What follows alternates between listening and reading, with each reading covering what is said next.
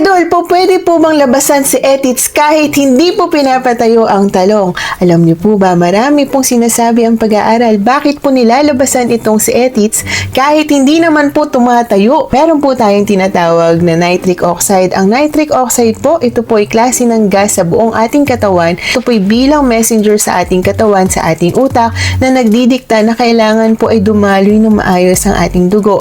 Lalong-lalo na dito kay Manoy. Kapag dumalo yan, idol, dyan, ay asahan nyo na pong titigas ng husto itong si Manoy at talagang magwawala sa galit at talaga nga naman anytime po pwede pong pumutok at sumabog.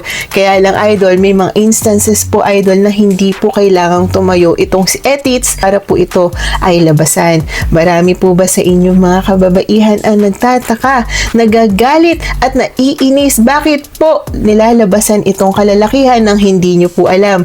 Alam nyo po ba, idol, hindi po sa lahat ng pagkakataon ay naglululo po ang mga yan. Kusa na lang po yan, idol. Meron po nagre-relax, nagchichill, bigla na lang pong nilalabasan yan, idol. Magugulat ka na lang, bigla pong nangangamoy itong si Etits. Alam niyo po ba, idol, kahit po kayo ay natutulog, tumatayo po yan ng 3 hanggang 5 beses sa gabi. Kaya magugulat ang mga misis, bakit po iyan? Kusa na lang pumapasok kay Petchay.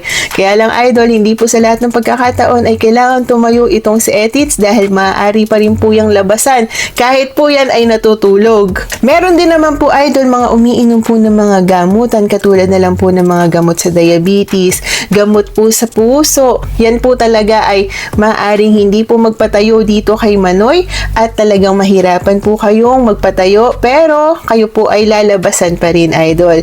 Kahit po kayo ay may erectile dysfunction, kayang-kaya pa rin po kayong labasan kahit nahihirapan po kayong magpatigas at magpatayo kay Etits. Comment down below, idol, share mo naman sa amin kung ikaw po ba ay nilalabasan kahit hindi po tumatayo ang inyong Etits. Yun lamang po, idol. Please stay happy, stay healthy, good vibes only. Please don't forget to like, share, and follow me for more videos. Happy Bembangan, mga idol!